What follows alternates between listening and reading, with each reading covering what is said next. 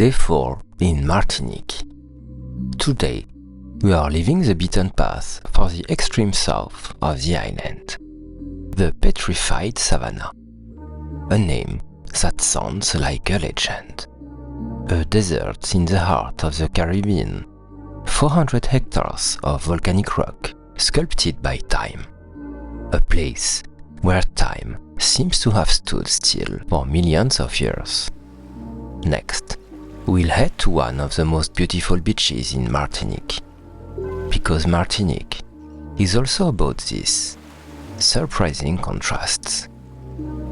So come along with us for a day that will change the way you see the West Indies.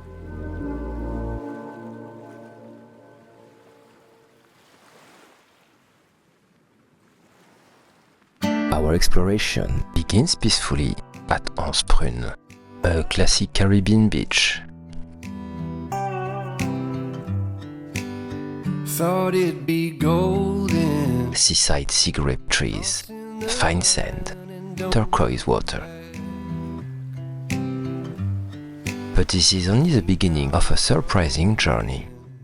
I needed some time to clear my head, 'cause I've made all the mistakes and I've dealt with the heartbreaks, but I think that I found my way. 'Cause I've been sinking like a stone carrot. A few meters further, our first surprise awaits. A small wooden bridge crossing a coastal river. I'm finding my way. And depending on the tide, the bridge can end up surrounded by water. At that point, it's only accessible by taking off your shoes and rolling up your clothes to cross on foot. Shoes in hand, we cautiously make our way along the submerged path. An unexpected situation, of course, but that's the beauty of travel.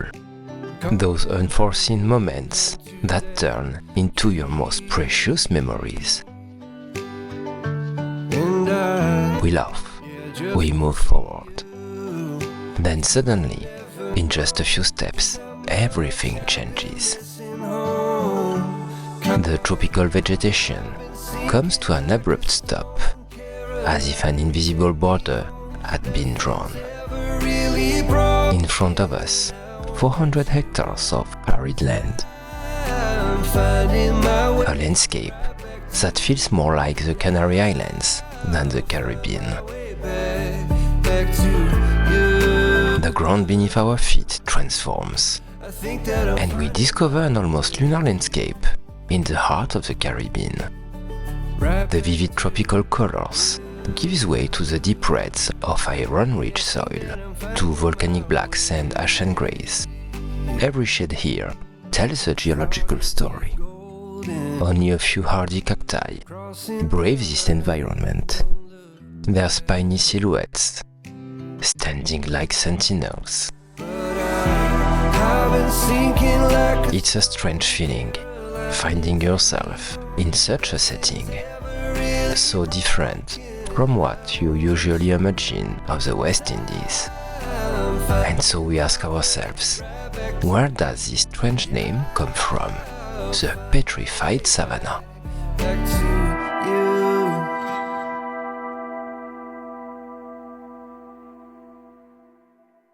To understand this landscape, you have to go back in time. Millions of years ago, this land was covered by a primeval forest. Gigantic trees towered over the landscape. Then, the powerful forces of nature reshaped the young island of Martinique. Volcanic eruptions, earthquakes, rivers of lava. These ancient trees were buried under meters of mud and volcanic ash. And so began a fascinating process, petrification. Minerals slowly infiltrated the wood. Molecule by molecule, the organic matter turned to stone. The result, fossilized tree trunks, stone witnesses from a time when Martinique didn't even exist yet. Until the 1970s, hundreds of petrified wood fragments still covered this land. Some pieces weighed several kilos, others still revealed the growth rings of the original tree. Unfortunately, human curiosity and the absence of early protection took their toll on these wonders. One by one, these relics disappeared, taken away by careless tourists. Today, you have to search long and hard to catch a glimpse of even the smallest fragment. Only the memory of these stone giants remains, along with the unique landscape that once sheltered them, a landscape that invites us to imagine this distant past and protect what little is left. As we follow the trail, we discover a landscape constantly shaped by the elements. Cliffs drop abruptly into the Atlantic, where waves crash with impressive force. The wind rolls this place. It blows relentlessly, carrying sand and sea spray.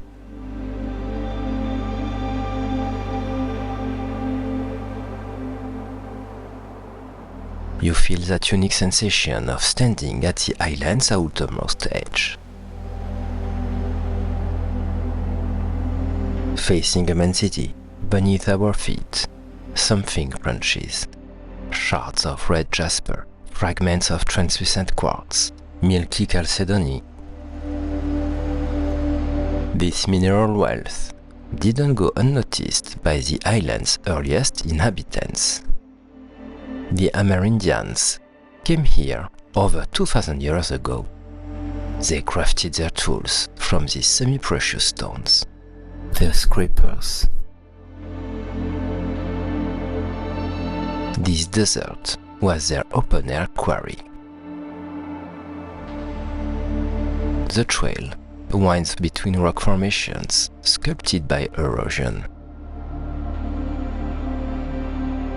Natural arches, columns of basalt, weathered boulders with strange otherworldly shapes.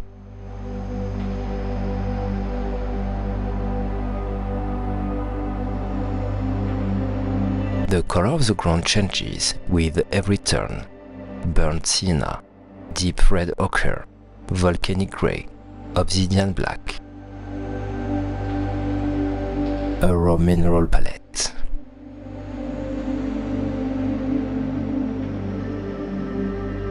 In the distance, the horizon fades into the sea mist.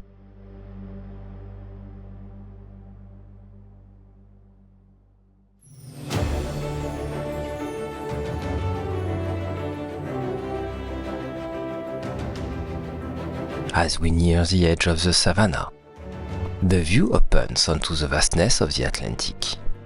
Cliffs rise 50 meters above the waves. A dizzying drop. The silence is broken only by the steady wind and the crash of waves against the rock. Faced with the immensity, you feel small, almost insignificant. This place tells a story spanning millions of years. Tropical forest, volcanic eruptions, a mineral desert. Each layer is a witness to an ancient era. The petrified savanna isn't just a tourist site. It's a time machine, a mineral desert, an open-air geology book, a humbling lesson in the power of nature. For us, it's the discovery of an unknown side of Martinique, wild, raw, magnificent. Far from postcard-perfect beaches, here lies the island's true face. A face sculpted by time and the elements.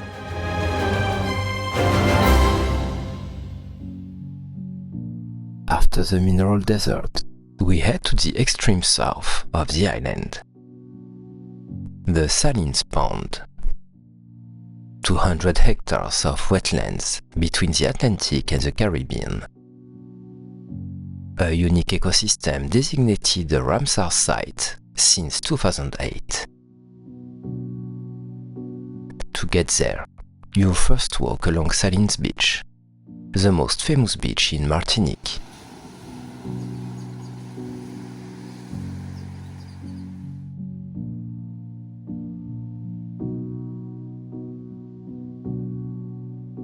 But just a few meters further, the scenery changes dramatically.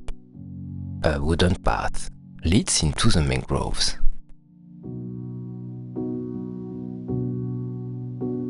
Red and black mangrove trees form a leafy tunnel.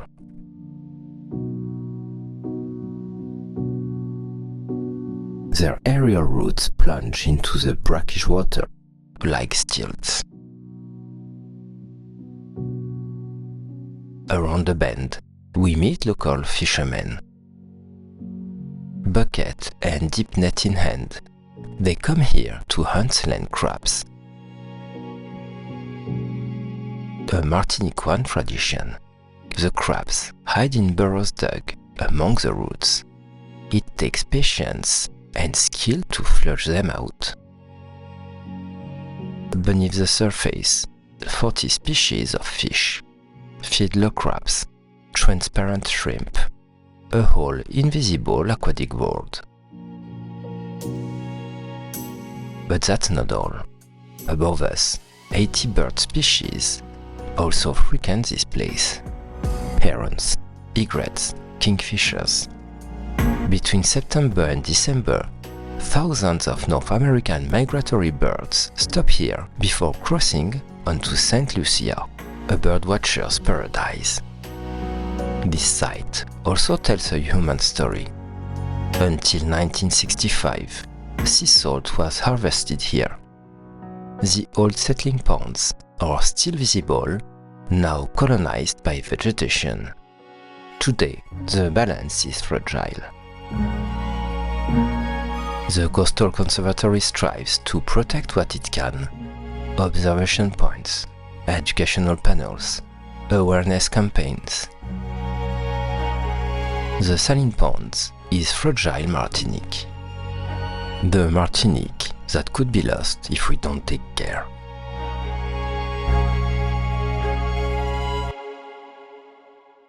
Just steps away from the mangroves, the vegetation suddenly opens up. In front of us, Salines Beach. The beach of Martinique.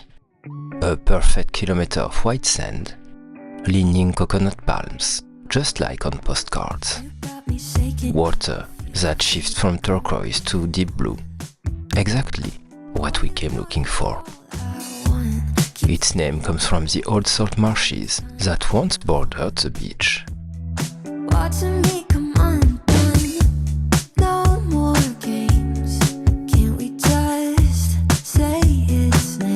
After the famous Salines Beach, we continue our journey toward a more secret, wilder place, Anse Meunier, also known as Anse Mosquito.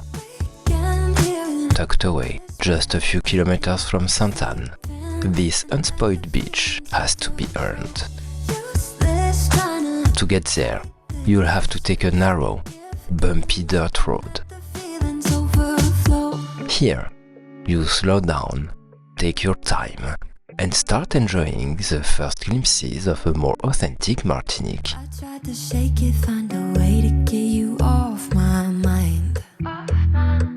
At the end of the trail, a reward. A small path winds through the lush vegetation before revealing a stretch of white sand, lined with sea grape trees and coconut palms. In front of us, a calm, crystal clear turquoise sea. Anse Meunier, or Anse Mosquito, is a peaceful haven. Seldom crowded, it charms visitors with its tranquil atmosphere and natural beauty. No beach bars, no rows of sun loungers. Here, nature alone takes center stage. From the beach, the view is magnificent. In the distance, the diamond rock rises from the water, and the silhouette of Mont Larcher appears on the horizon. As the day draws to a close, the sunset sets the sky ablaze, offering a truly unforgettable sight. For hiking enthusiasts, this little paradise can also be reached on foot via the Coastal Trace Descartes Trail. A beautiful walk between sea and forest, dotted with breathtaking viewpoints. One important tip: bring your own picnic and water, as there are no services here. And before nightfall, watch out for the mosquitoes. They gave this place its name. Anse Meunier is a wild, discreet beach for those who love to step off the beaten path and discover Martinique at its purest.